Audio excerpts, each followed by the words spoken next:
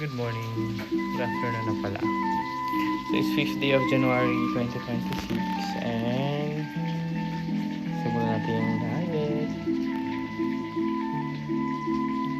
Time check, it's 1:26. So, 2 p.m. pa ang kain. Kasi ang last kain is 10 p.m. kagabi. Gutom na ako. Simulan na ang pagluloko sa sarili. Kainin natin.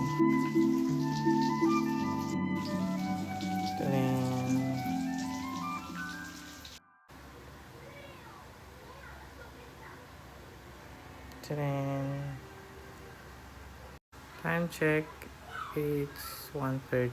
First day natin, itatry yung ulit calorie deficit and hindi pala, fasting lang pala muna. Double chinas.